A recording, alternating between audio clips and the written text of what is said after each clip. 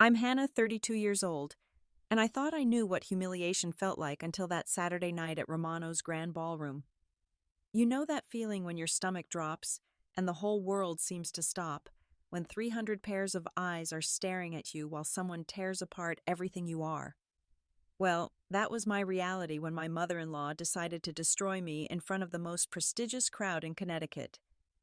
But here's the thing about being pushed too far. Sometimes it doesn't break you.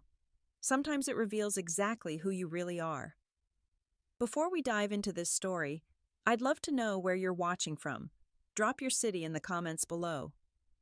And if you're ready to hear how I turned the tables on someone who thought she could humiliate me, make sure to hit that like button and subscribe, because trust me, you won't see this revenge coming. Growing up in small-town Ohio, I learned the value of hard work from my parents who were both high school teachers. Mom taught English literature, and Dad coached basketball while teaching history. We weren't wealthy by any stretch, but our home was filled with love, laughter, and the kind of warmth that money can't buy. Friday nights meant homemade pizza and movie marathons.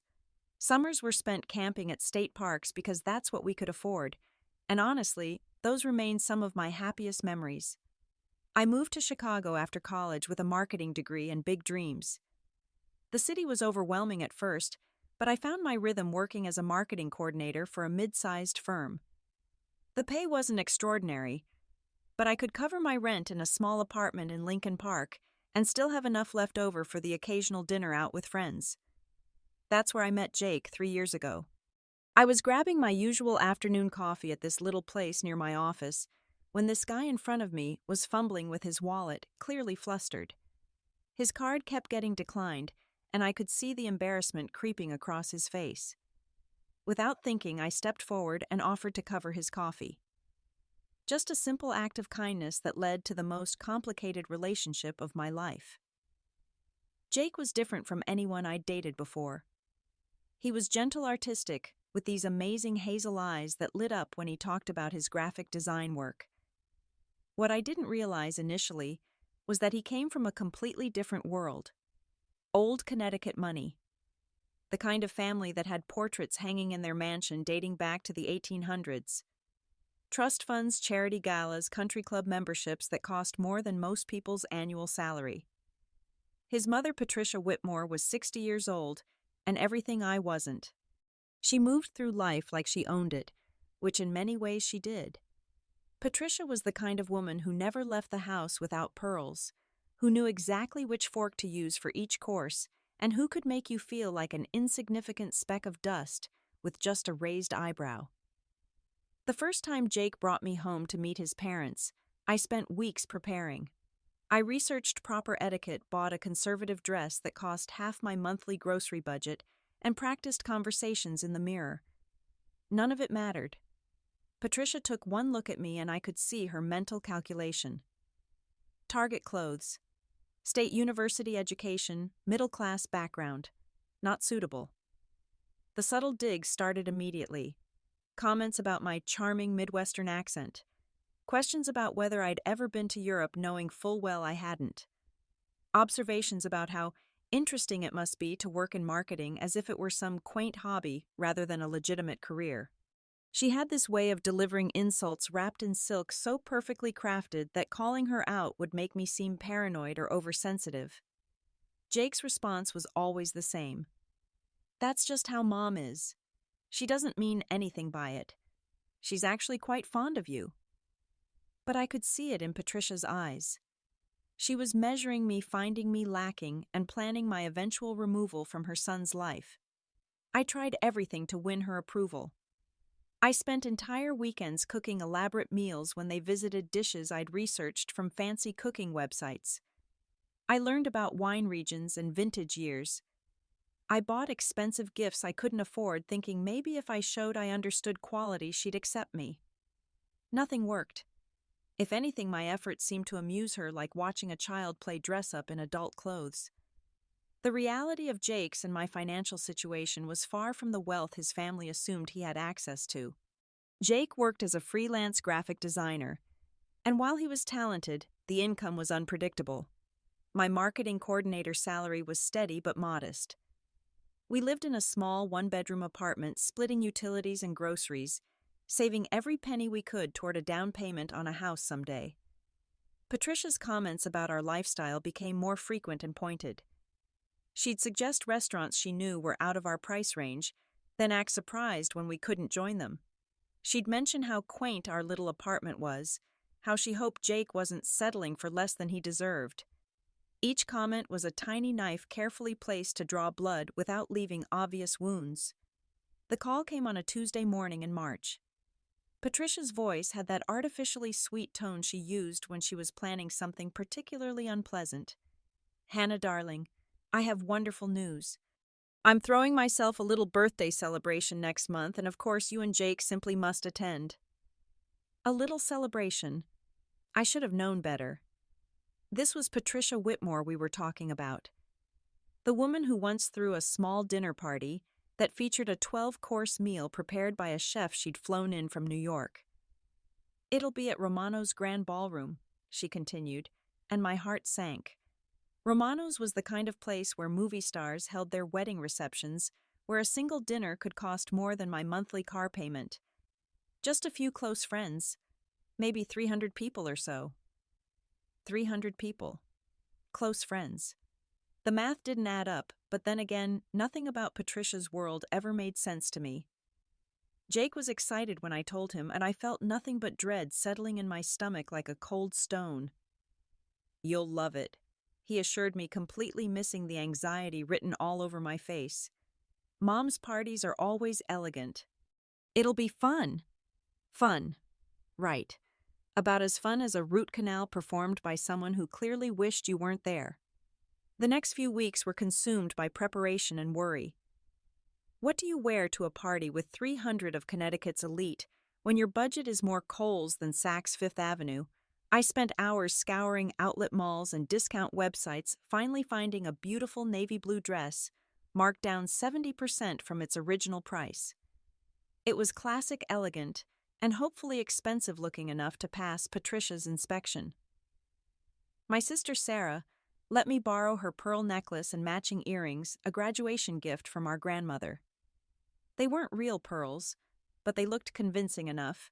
I booked an appointment at a mid-range salon, spending money I didn't have on getting my hair styled in an updo I'd seen in a magazine. Patricia called 2 days before the party, ostensibly to confirm our attendance, but I could hear the real agenda in her voice. "Now, Hannah, I just want to make sure you understand that this is quite an important evening for me. Many of my dearest friends will be there, along with some very influential business associates. I'm sure you'll know how to conduct yourself appropriately." The subtext was clear. Know your place. Don't embarrass the family. Don't speak unless spoken to. Don't remind anyone that you don't belong. I spent the night before the party practicing small talk in the mirror. I researched some of the guests I might meet, memorizing safe conversation topics. I rehearsed gracious responses to the inevitable questions about my background, my work, my family.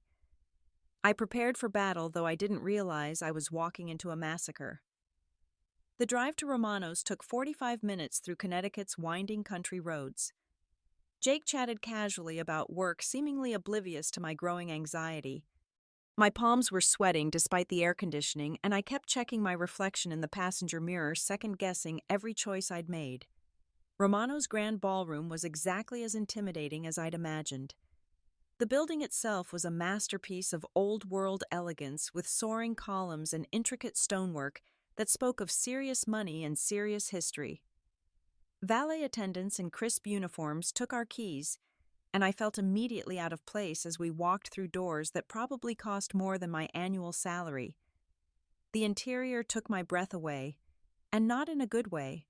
Crystal chandeliers hung from painted ceilings like something out of a European palace.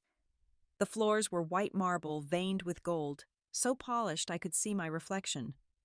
Servers in black tie moved silently through the space, carrying silver trays of champagne and hors d'oeuvres that looked more like tiny works of art. And the people. 300 guests who clearly belonged in this rarefied world. The women wore designer gowns and jewelry that caught the light like captured stars. The men's suits were perfectly tailored, their shoes, Italian leather, their watch is worth more than my car. Conversations flowed in cultured voices discussing art acquisitions, European vacations, and business deals that moved millions of dollars. I felt like an imposter who'd somehow snuck past security. Patricia stood near the entrance to the ballroom, receiving her guests like a queen holding court. She wore a stunning emerald green gown that probably cost more than I made in 6 months, her silver hair perfectly styled diamonds glittering at her throat and wrists. She looked magnificent and knew it. When she spotted Jake and me approaching, her smile could have cut glass. The air kisses she gave me were so brief they barely disturbed the space around my cheeks, and I caught her quick, critical assessment of my appearance. Her eyes lingered on my dress, my jewelry, my shoes, cataloging every imperfection with the precision of an appraiser. "Hannah, how lovely that you could make it," she said, her voice carrying just far enough for nearby guests to hear. "And what an interesting choice of dress. So very practical." Practical. In Patricia's vocabulary, that was code for cheap, unfashionable, beneath notice. I felt heat rise in my cheeks, but managed to smile and thank her for including me in her special celebration. The introductions that followed were a masterclass in subtle humiliation. Patricia would grasp the arm of some distinguished-looking couple and announce, "I simply must introduce you to my son's girlfriend, Hannah. She has such a charming background. Her parents are teachers, isn't that sweet? And she works in marketing doing little promotional things for companies." Little promotional things. As if my degree and 3 years of professional experience could be dismissed with a wave of her perfectly manicured hand. But the guests would smile politely, ask a few perfunctory questions, then quickly move on to more interesting conversation partners. I was a curiosity, a novelty to be briefly examined and then forgotten. During cocktail hour, Patricia made sure to parade me past her most influential friends. There was Margaret Chen, whose husband was a federal judge. Diana Foster, who sat on the boards of 3 different museums. Caroline Richards, whose family owned half the commercial real estate in Hartford. Each introduction came with the same subtle emphasis on my ordinary background, my modest circumstances, my general unsuitability for their rarefied world. Jake, meanwhile, had been swept away by old family friends and business associates eager to reconnect. I watched him across the room, laughing and comfortable in his element, while I stood alone nursing a glass of champagne I was afraid to finish because I couldn't afford to get tipsy and make any mistakes. Patricia appeared at my elbow like a perfectly dressed shark sensing blood in the water. "You seem a bit overwhelmed, dear," she said with fake concern. "I suppose this is all quite different from what you're used to. Jake mentioned that your family vacations at those state park campgrounds. How wonderfully authentic." Authentic. Another loaded word. Translation: poor, unsophisticated, beneath our standards. She gestured toward a group of elegant women nearby. "Those are the wives of Jake's childhood friends. Stephanie is a surgeon, Maria just finished her law degree at Harvard, and Amanda's family owns that lovely vineyard in Napa. Such accomplished young women. I'm sure you understand why I sometimes worry about Jake settling for less than he deserves." The words hit like physical blows, but Patricia delivered them with such sweet concern that anyone overhearing would think she was being kind rather than cruel. I felt my face burning with embarrassment and anger, but I forced myself to maintain composure. As the evening progressed, Patricia positioned herself strategically to ensure maximum visibility for her performance. She moved through the crowd like a conductor, orchestrating a symphony of social destruction, making sure the right people witnessed each subtle dig, each carefully crafted insult. I found myself increasingly isolated as guests began to understand my place in the hierarchy. Conversations would halt when I approached groups, smiles would become strained, and people would find excuses to move away.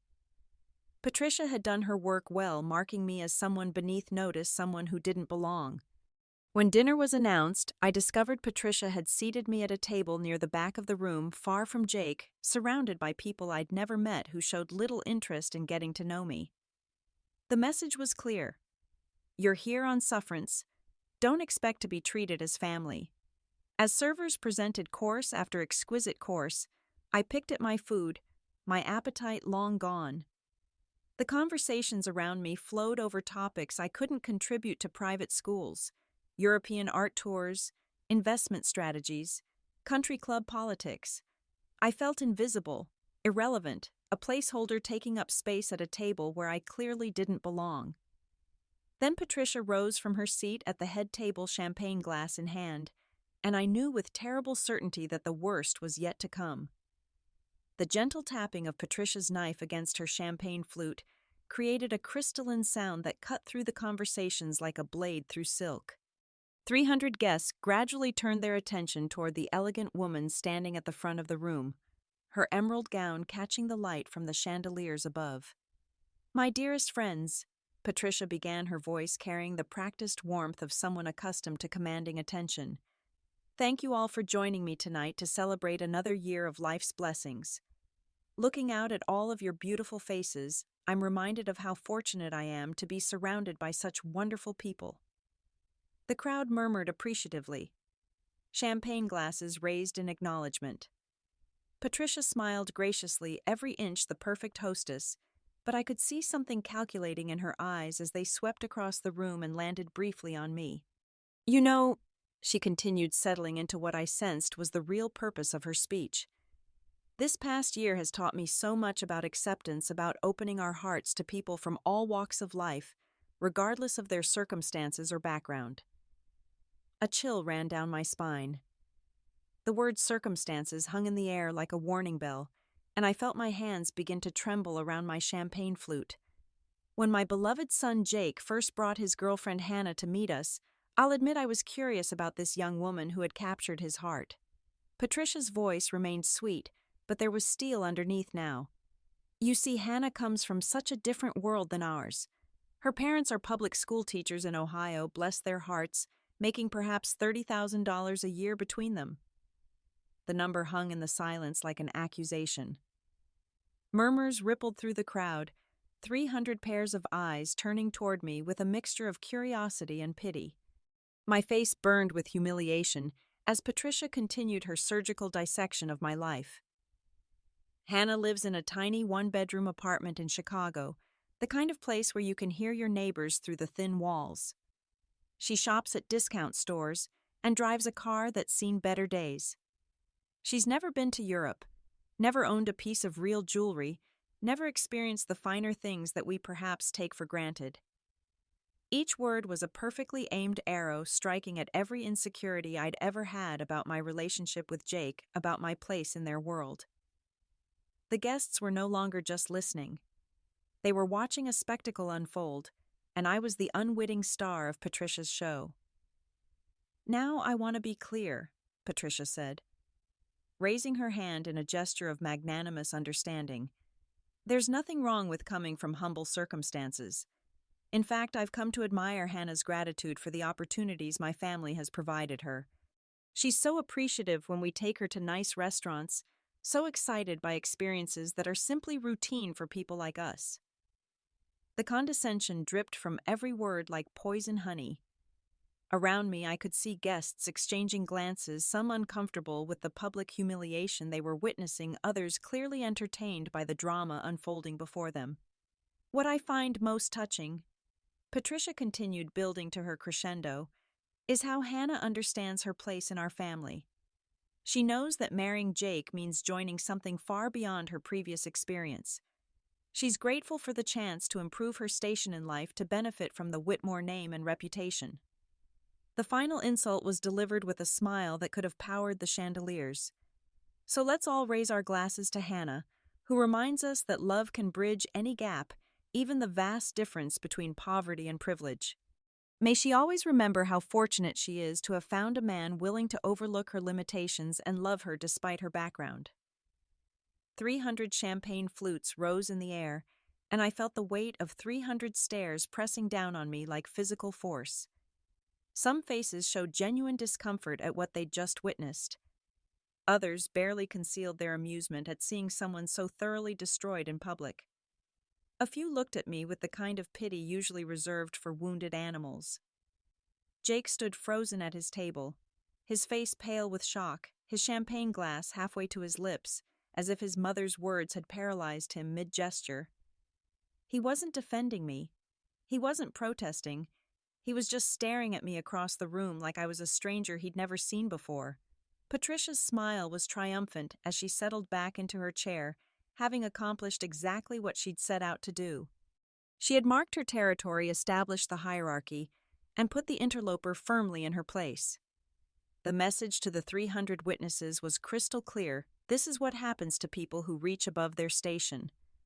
The silence stretched on for what felt like eternity, broken only by the soft clink of champagne glasses being set down on tables, and the rustle of expensive fabric as guests shifted uncomfortably in their seats. This was my moment of choice.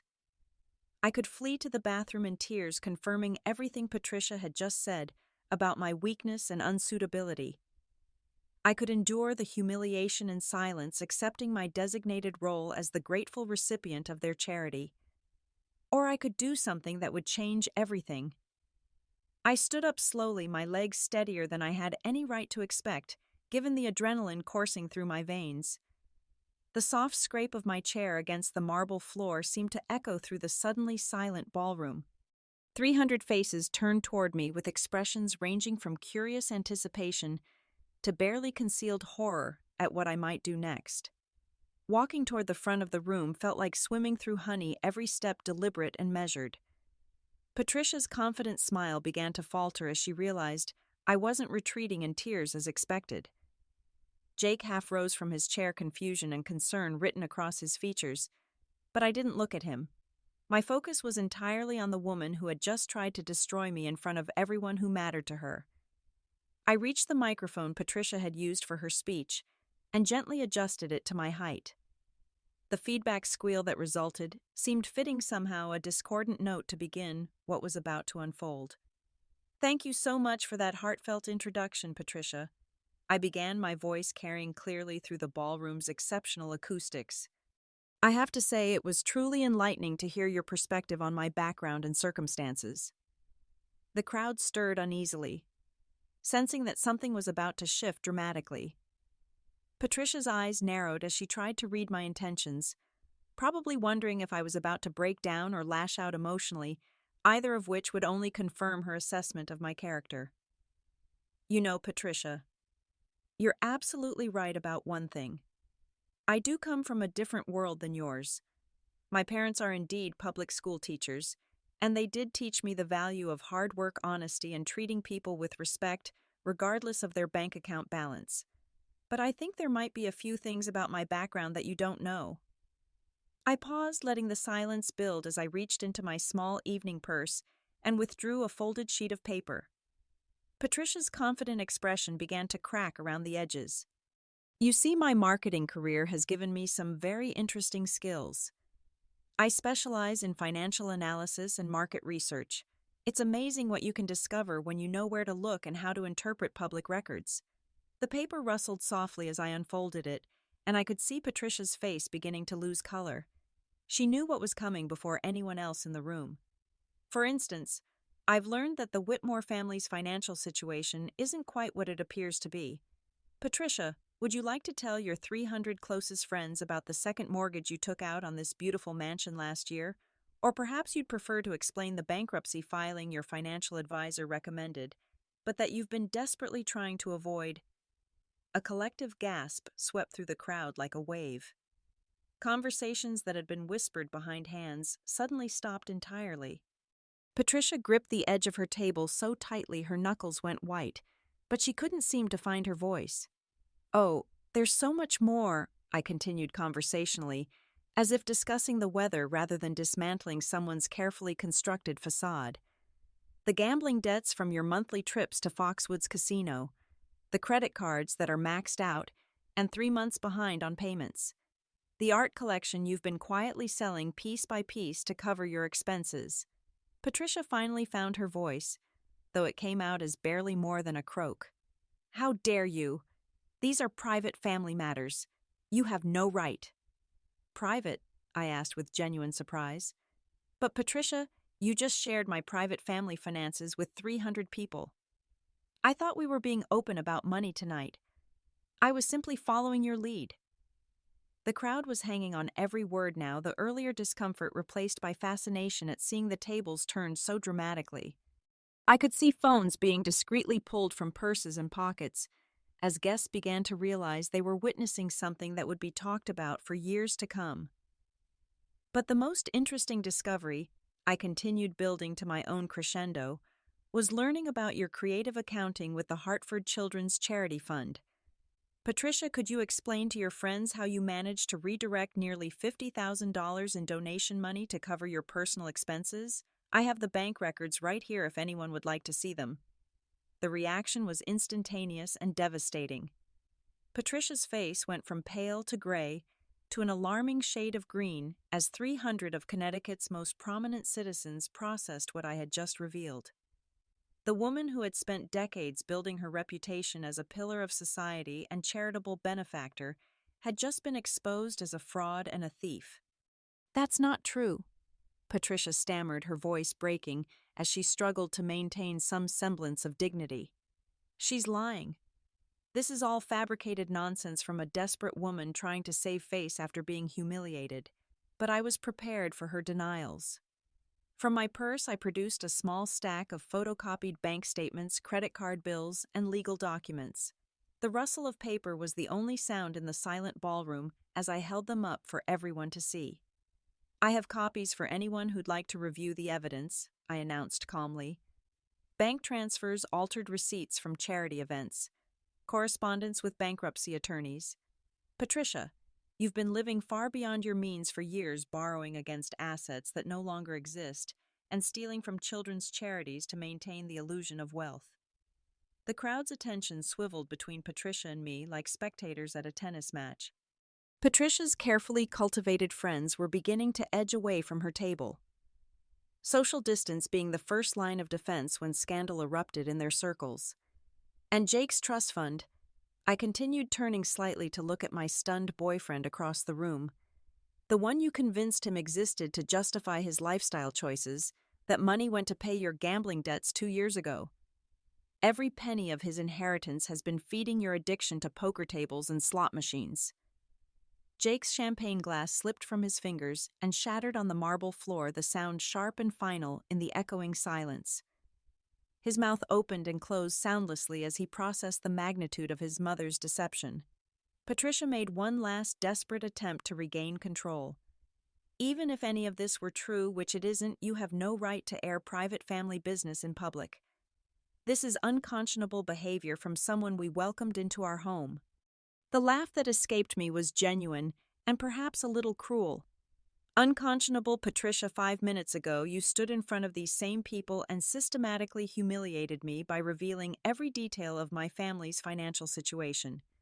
You mocked my parents' salaries, criticized my apartment, and suggested I should be grateful for the privilege of being associated with your family. But the real joke is that my family, my humble teacher parents from Ohio, have more actual money in their retirement accounts than you have left in all your investments combined." The truth of that statement hit the room like a physical force. My parents, with their modest salaries and careful saving, had built a comfortable nest egg through decades of responsible financial planning. Meanwhile, Patricia had gambled and spent her family's fortune into oblivion. Margaret Chen, the federal judge's wife, was the first to stand and gather her purse. Her exit was silent but unmistakable, a clear signal to the rest of the room about where social loyalties now lay.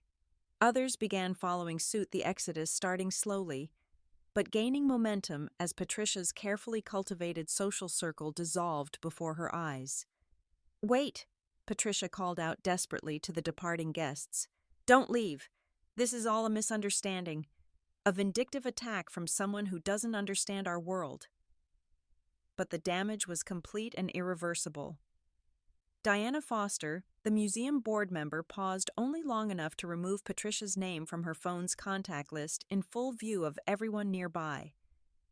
Caroline Richards whispered something to her husband about criminal charges and charity fraud investigations. Patricia's legs seemed to give out as she sank back into her chair, the fight finally leaving her body as she watched her social empire crumble in real time. The woman who had commanded respect and deference for decades was now just a pathetic figure in an expensive dress exposed as a liar and a thief. I folded my papers carefully and returned them to my purse, my mission accomplished with surgical precision.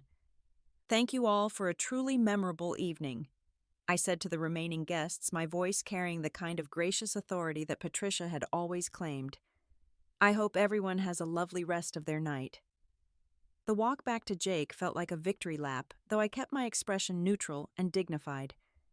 Behind me, I could hear Patricia beginning to sob, her careful composure finally shattered beyond repair.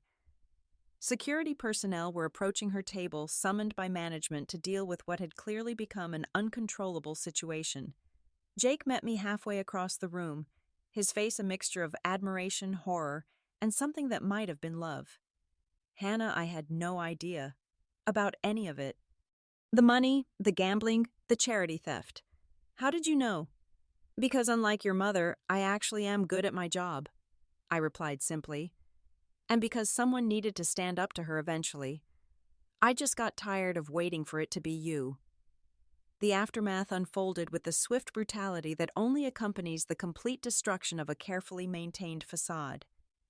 Patricia's breakdown intensified as more guests fled the ballroom, their hurried departures punctuated by whispered conversations and shocked exclamations. The woman who had orchestrated so many social gatherings over the decades was now the center of her own public humiliation, and she was not handling it gracefully. Security guards approached Patricia's table with the kind of careful professionalism reserved for situations that had spiraled completely out of control. Her sobbing had become increasingly hysterical, punctuated by desperate denials and frantic attempts to explain away the evidence I had presented. The head of security, a distinguished man in his 50s, spoke quietly to Patricia while gesturing toward a service exit that would allow her to leave without facing the remaining crowd. Jake stood beside me in stunned silence, watching his mother's complete meltdown with the expression of someone seeing a familiar landmark collapse. His entire understanding of his family, his background, and his financial future had been shattered in the span of 10 minutes. The trust fund he thought would eventually support our future together had been nothing more than his mother's elaborate fiction. "I should go to her," he said quietly, though his feet didn't move toward Patricia's table. "Should you?" I asked, not unkindly. "Jake, she just spent the last hour trying to destroy me in front of everyone who matters to her. She revealed private details about my family's finances, mocked my background, and suggested I should be grateful for the privilege of dating you. When exactly was she planning to tell you that your inheritance was gone?" The guests who remained were no longer making any pretense of ignoring the drama. Phones were openly recording now, capturing Patricia's exit from her own birthday party in the arms of security guards. Social media was undoubtedly exploding with videos and commentary about the evening's events.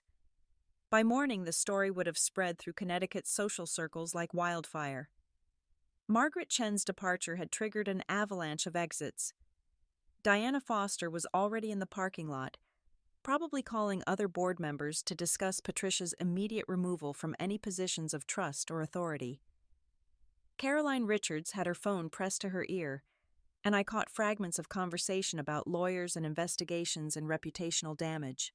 The remaining guests fell into two categories: those too shocked to move and those too entertained to leave.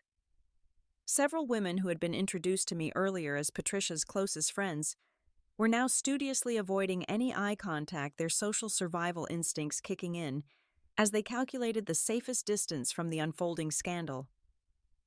Jake's phone began buzzing with incoming calls and text messages. Word was already spreading through his extended family and social circle. I could imagine the conversations. "Did you hear what happened at Patricia's party? Is it true about the charity money? How much did she really steal, Hannah?" Jake said, finally turning to face me fully. "I owe you an apology that I don't even know how to begin. I should have stood up for you. I should have defended you when she was attacking you. Instead, I just sat there like a coward." It was the first time all evening that he had acknowledged what his mother had done to me, and the first time he had taken any responsibility for his failure to protect me. The admission was long overdue, but it was a start. Yes, you should have, I agreed, seeing no point in softening the truth. But I also understand that discovering your mother is a gambling addict and charity thief is probably somewhat distracting. The ballroom was emptying rapidly now, the elegant evening dissolving into chaos and recrimination. Romano's staff moved efficiently to clean up the aftermath, their professional demeanor suggesting this wasn't the first high society gathering to end in spectacular disaster. Patricia's departure through the service exit was captured by at least a dozen phones, ensuring that her humiliation would be preserved and shared indefinitely. The woman who had spent her life carefully curating her public image had lost control of her narrative in the most public way possible. As Jake and I made our own exit through the main entrance, I could hear conversations starting among the valet attendants and remaining staff. Stories like this became legend in service industry circles, passed down through generations of workers who had witnessed the mighty fall from grace. The drive home was silent for the first 20 miles, both of us processing the magnitude of what had just occurred. Jake's hands gripped the steering wheel so tightly, his knuckles were white, and I could see him struggling to reconcile the mother he thought he knew with the desperate, destructive woman who had been exposed tonight. "What happens now?" he finally asked, as we reached the outskirts of Chicago. "Now your mother faces the consequences of her actions," I replied simply. "The charity fraud alone is probably enough for criminal charges. The bankruptcy she's been avoiding will probably be inevitable now, and socially she's finished in Connecticut." "I meant with us," Jake said quietly. "What happens with us?" It was a fair question, and one I wasn't entirely sure how to answer. The weeks that followed Patricia's spectacular downfall unfolded like watching dominoes fall in slow motion, each consequence triggering the next in an inexorable chain of accountability and change. Within 48 hours of the party, videos of the confrontation had spread across social media platforms, transforming a private family drama into a viral sensation that reached far beyond Connecticut's insular social circles. The Hartford Children's Charity moved quickly to distance itself from Patricia, announcing a comprehensive audit of all funds handled during her tenure as a board member. The investigation revealed the full scope of her embezzlement, nearly $75,000, diverted from programs meant to help disadvantaged children. Criminal charges were filed within the week, and Patricia's mugshot became another humiliating chapter in her very public fall from grace. Her country club membership was revoked immediately, the board citing conduct unbecoming and violation of moral standards. The museum boards and charitable organizations, where she had held prominent positions, issued carefully worded statements about reviewing past financial activities and ensuring proper oversight of donated funds. The mansion that had seemed so impressive during my first visit was revealed to be mortgaged far beyond its actual value. Patricia had borrowed against every asset, liquidated every investment, and sold every valuable possession to fund her gambling addiction and maintain her lifestyle. The bankruptcy filing she had desperately tried to avoid became inevitable once the charity scandal broke and her remaining social connections evaporated. Jake struggled with the revelation of his mother's true nature and the complete destruction of his understanding of his family's financial situation. The trust fund he had believed would eventually provide security for our future had been nothing more than an elaborate fiction designed to maintain appearances. Every expensive restaurant dinner, every luxury purchase, every dismissive comment about our modest lifestyle had been funded by stolen charity money and borrowed cash.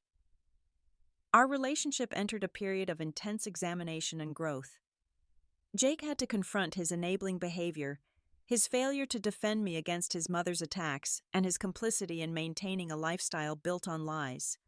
I had to decide whether his genuine remorse and commitment to change were enough to overcome the hurt and disappointment of his earlier betrayal. The process wasn't easy or quick. We attended couples counseling to work through the trust issues and communication problems that Patricia's manipulation had exposed. Jake had to learn to establish boundaries with his mother, something he had never been required to do before. I had to learn to express my needs and expectations clearly, rather than hoping he would intuitively understand and defend me. But something had fundamentally shifted in our relationship dynamic. My willingness to stand up for myself, to refuse to be diminished or dismissed, had earned Jake's respect in a way that years of trying to win his mother's approval never could have. He began to see me not as someone who needed his family's acceptance, but as someone whose strength and integrity made him want to be better. My career received an unexpected boost from the incident. The financial analysis skills I had demonstrated in exposing Patricia's fraud caught the attention of several executives who had been present at the party. Within a month, I received 3 job offers, including one from a prestigious consulting firm that specialized in forensic accounting. The salary increase was substantial enough to make me financially independent in a way I had never imagined possible. Patricia's attempts to contact Jake became increasingly desperate as her legal troubles mounted and her social isolation deepened. Phone calls went unanswered, letters were returned unopened, and her few remaining allies gradually distanced themselves as the full extent of her crimes became public knowledge. The woman who had once commanded respect and deference found herself completely alone with the consequences of her actions. The broader social fallout continued for months. Other families began questioning Patricia's past financial recommendations and investment advice. Several charity organizations launched reviews of their own financial oversight procedures. The country club implemented new background check requirements for board positions. Patricia's scandal had exposed weaknesses in systems that had operated on trust and assumption for decades. Jake's extended family reached out to both of us with apologies and explanations they should have offered years earlier. Aunts and uncles admitted they had always found Patricia difficult, but had never imagined the extent of her deception. Cousins shared stories of their own uncomfortable encounters with her judgment and manipulation. The family gathering at Christmas that year was notably more relaxed without Patricia's presence casting its shadow over every interaction. My own family's reaction to the story was mixed. My parents were proud that I had stood up for myself, but concerned about the public nature of the confrontation. My sister Sarah was frankly delighted that someone had finally put Patricia in her place. My grandmother, ever practical, simply observed that people who live in glass houses shouldn't throw stones. The legal proceedings moved slowly through the court system, but Patricia's guilt was never in question. The evidence was overwhelming her financial records, a maze of deception and misdirection that forensic accountants unraveled with methodical precision. Her defense attorney negotiated a plea agreement that included restitution to the charity community service and a suspended prison sentence contingent on her entering treatment for gambling addiction. 18 months after that catastrophic birthday party, I found myself in a place I never could have imagined. The woman who had once felt intimidated by Patricia's social world now moved through professional circles with confidence and authority. The skills I had used to expose her fraud had launched my career into territory I had only dreamed of reaching. Jake and I were married in a small ceremony in my parents' backyard in Ohio, surrounded by people who loved and supported us genuinely, rather than those who attended out of social obligation. The guest list included my marketing colleagues, Jake's genuine friends from art school, both sets of parents, and a handful of extended family members who had proven their worth through years of authentic relationship rather than superficial social connection. Patricia was not invited, though she was still facing the ongoing consequences of her choices.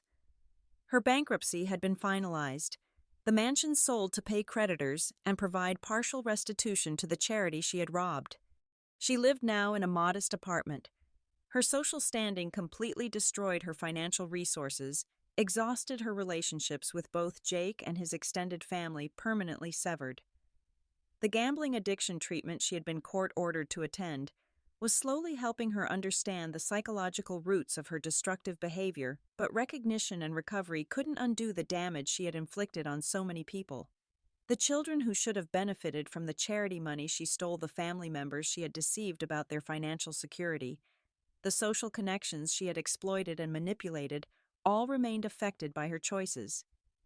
Jake had grown tremendously through the process of confronting his family's dysfunction and his own enabling behavior.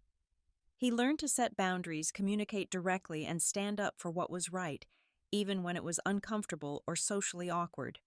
The man who had once frozen in silence while his mother humiliated his girlfriend had become someone who actively protected and supported his wife.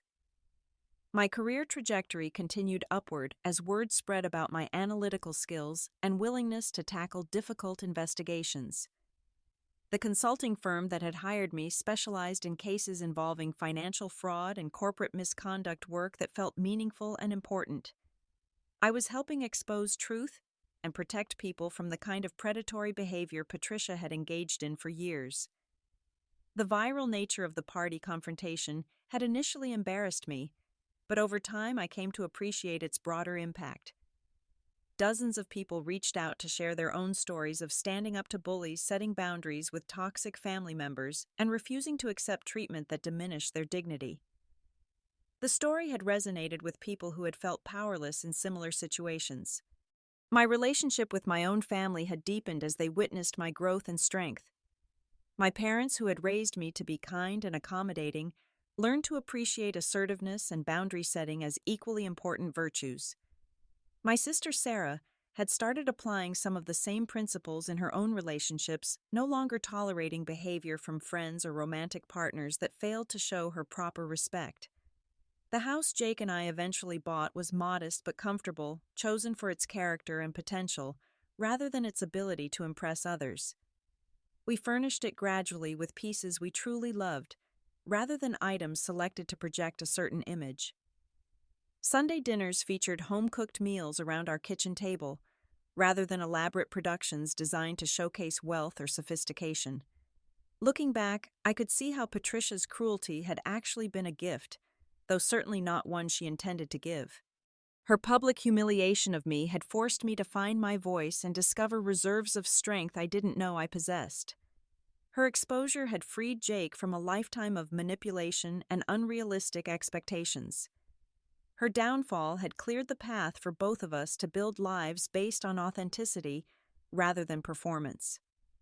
The woman who had once dismissed me as too poor and ordinary to deserve her son had ultimately proven that wealth without character was worthless, that social status without integrity was meaningless, and that respect could not be purchased or inherited, but had to be earned through consistent ethical behavior.